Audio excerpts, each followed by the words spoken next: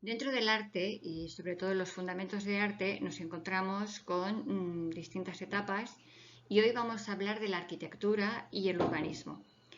La arquitectura y el urbanismo estudian la configuración monumental o paisajística y hay una clasificación de ese urbanismo. Puede ser algo puntual, una plaza, un espacio público o también un urbanismo de ciudad coherente con una red de calles intercomunicadas entre ellas.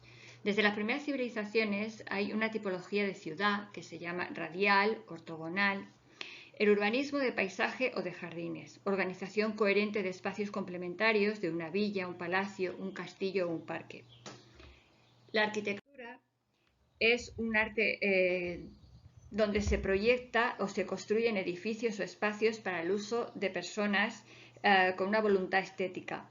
Ya nos basamos en los principios de Vitruvio, que dentro de sus es un arquitecto romano, dentro de sus 10 libros hace no me sale esto, o sea, un tratado. Es un tratado. No, pero bórrame eso, ¿no? ¿Se puede? Bueno, ya lo borras. Bueno, un tratado, como si no hubiera dicho nada. Un tratado de arquitectura. Son 10 libros donde nos explica las firmitas, que se habla firmeza, la solidez constructiva y la resistencia a los agentes erosivos, importantísimos sus construcciones, que luego llegarán incluso a influenciar a los arquitectos renacentistas. Las utilitas o la utilidad que cumple ese edificio siempre tiene una finalidad, y venustas o la elegancia. Hay que tener una armonía y una belleza dentro de lo que es el elemento arquitectónico. Las tipologías arquitectónicas que nos vamos a encontrar son civiles y religiosas. La arquitectura civil se divide en arquitectura doméstica, lúdica, institucional, comercial, de infraestructuras. Desde la antigua Roma había una arquitectura doméstica muy bien diferenciada, con 3 formas, que estaba la ínsula, eran los pisos, unos en un crecimiento vertical, unos encima de otros, los domus o viviendas unifamiliares, las villas, que eran las casas de campo.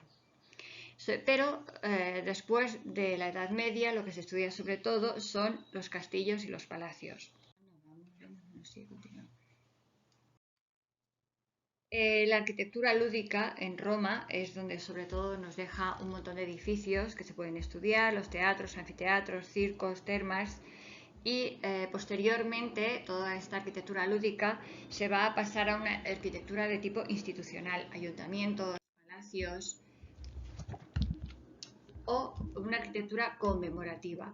También viene de la época de los romanos, los arcos de triunfo, los obeliscos, o en los egipcios, donde nos encontramos con las pirámides, como arquitectura religiosa. Hay una arquitectura también que es comercial, las lonjas, aduanas, mercados, o de infraestructuras, ingeniería, urbanismo, autopistas. Dentro de la arquitectura religiosa, que entra dentro de los cultos, en el culto en sí nos encontramos a los egipcios, los griegos, los romanos con sus templos o sus pirámides, las mastabas, y las catedrales y las iglesias dentro del arte románico, gótico, renacentista. Las características de la arquitectura en sí son una arquitectura con un espacio interior, espacio exterior o volumen, una ornamentación que le dará un carácter, sobre todo nos dirá en qué etapa, ese tipo de ornamentación nos dirá en qué etapa arquitectónica nos estamos situando y nos encontramos. Y dentro de estas características arquitectónicas hay 4 factores, que son los ejes de composición, los recorridos principales, secundarios, los muros y las formas. Dentro de los muros y las formas son muy variados, ya desde Vitruvio, dentro de sus compendios arquitectónicos nos los explican, los distintos tipos de materiales que vamos a utilizar, la luz, el color y las proporciones. Las proporciones son con una arquitectura antropocéntrica, donde el hombre es el centro de todas las cosas, una arquitectura de tipo monumental, como pueden ser los templos egipcios, con unas alturas de más de 20 metros, y los materiales y elementos técnicos que son con una característica constructiva, ornamental, o simplemente elementos técnicos de sostén o sustentados. Los elementos constructivos pueden ser el barro cocido, la madera, la piedra. En el siglo XIX se van a utilizar el hierro, el acero, el vidrio, el hormigón, materiales sintéticos o aglomerantes como el cemento, la cal, ornamentales como el estuco o mosaicos, porcelanas, materiales, imitando siempre a materiales de tipo noble. Como elementos de sostén tenemos el muro, que es un soporte de características continuas que cierra un edificio por ambos lados. Puede ser de carga o una pared maestra con una estructura sustentante y de separación. En un muro nos encontramos con tres elementos: el aparejo, el paramento y los vanos. El aparejo forma en la que están dispuestos regulares e irregulares según la estructura los muros. El paramento o superficie puede estar a la vista u oculto bajo una capa de cemento. Son distintos elementos como la argamasa. Los vanos son huecos en las paredes que pueden servir de puertas, ventanas, que abren accesos y permiten la entrada de luz, la ventilación y la descarga de los muros. En estos muros, dentro de los vanos, nos podemos encontrar el umbral, parte inferior de la puerta, el alféizar, parte inferior de las ventanas, o las jambas se encuentran lo que son las puertas, las ventanas, los huecos que hay en los muros de la edificación están sujetos por una serie de piedras dando una forma específica, y eso es la jamba, y los huecos que hay son los vanos. No.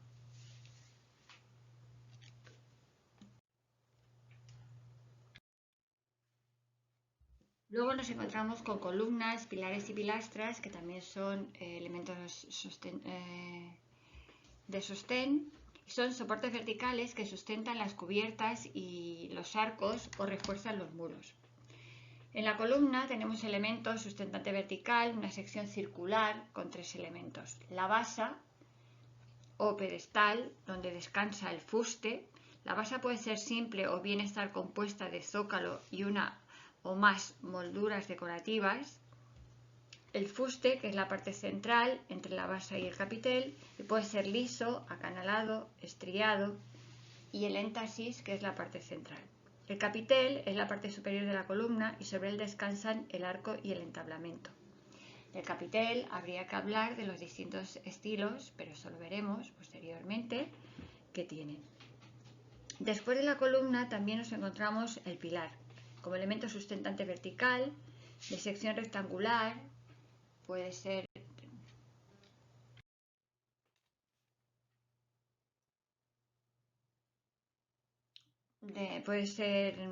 sustentante vertical de sección rectangular, cruciforme, más robusto y macizo que una columna.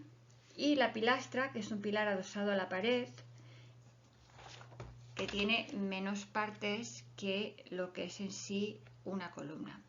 Otros elementos de sostén son los contrafuertes o estribos, que son los soportes verticales de manera maciza adosados al muro. Se emplean sobre todo en el románico y el gótico, lo veremos más adelante. El pie derecho, que es un apoyo vertical normalmente de madera o de zapata, y luego las cariátides, que es lo que estamos viendo ahora mismo, y los atlantes, que son esculturas femeninas y masculinas que hacen de fuste de una columna o pilastra. Elementos sustentantes. Aquí tenemos los distintos tipos de arcos que nos vamos a encontrar, de todo lo que hemos visto anteriormente. El arco es un elemento sustentado, curvo, que desvía los empujes lateralmente hacia cubiertas abovedadas y que aligera los muros. Las partes de un arco son las dovelas, y hay una dovela principal, que lo veremos, lo estudiaremos cuando vemos los arcos en sí, y aquí tenemos los distintos ejemplos de arcos que nos podemos encontrar dentro de lo que son elementos sustentantes.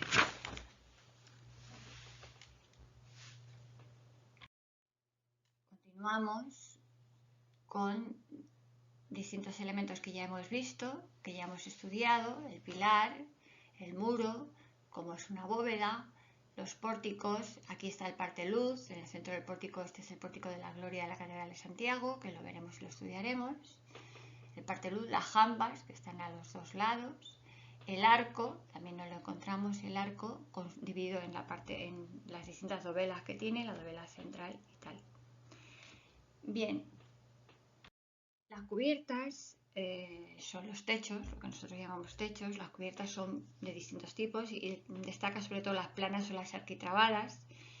Descansan en el dintel con empujes verticales. Es una arquitectura plana totalmente. Nos encontramos un arquitrabe, el friso, la cornisa, el frontón con el tímpano en su interior. Aquí tenemos un templo griego. Y dentro de los templos griegos se ve claramente, cuando veamos el Partenón y lo estudiemos, las partes que tiene, pues una de ellas hablaremos del frontón y del tímpano, que es el espacio triangular situado en la fachada entre la cornisa y el tejado, siempre a dos aguas. Y también explicaremos los distintos tipos de tejados porque es a dos aguas. Las cubiertas curvas también existen. Hemos dicho que es griego, pero también se basa muchísimo en Egipto, mientras que las cubiertas curvas o abovedadas pues empiezan en la época de los romanos y continuaremos más adelante cuando hablemos del románico. Destacará muchísimo los distintos tipos de bóvedas que hay. Las cubiertas descargan su peso sobre los muros o las pilastras. Las más habituales son la bóveda y la cúpula.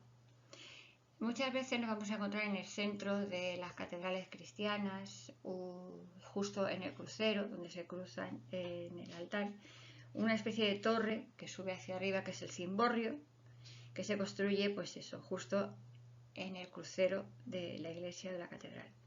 La bóveda cubierta de sección curva cubre el espacio comprendido entre los muros o dos hileras de columnas. Las bóvedas, al igual que los arcos, están constituidas por dovelas. La dovela central se denomina clave y se construyen por tramos que se abren al exterior mediante lunetas para dar luz interior. Estas bóvedas, muchas veces ya hablamos de cúpula y las lunetas hablamos de linternas. Aquí tenemos un ejemplo con todo lo que nos podemos encontrar ya a nivel de catedral, muchísimo más evolucionado, con las partes de las pechinas se ven perfectamente, los vanos se ven. Entonces, para dar luz interior ya hemos hablado de la linterna. En la bóveda de cañón es uno de los ejemplos que ya en el románico destacan, o lo que es en la época de los romanos. Luego veremos de arista, de crucería o sobre pechinas. La bóveda estrellada, separtita, la de abanico, que esa se ve mucho en el gótico. La cúpula es una bóveda semiesférica formada por la rotación de un arco.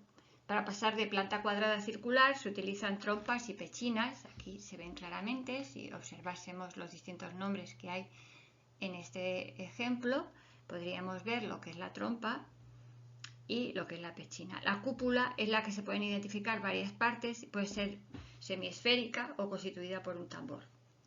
Luego tenemos una cúpula propiamente dicha o casquete y encima de ella está la linterna. Los tipos de cúpula que nos vamos a encontrar son la de media naranja, la elíptica, oval, bulbosa, gallonada. Y ahora en la actualidad, pues en el siglo XX podemos hablar de una geodésica, que es una cúpula con una estructura de metal o de plástico. Esto en cuanto a la arquitectura.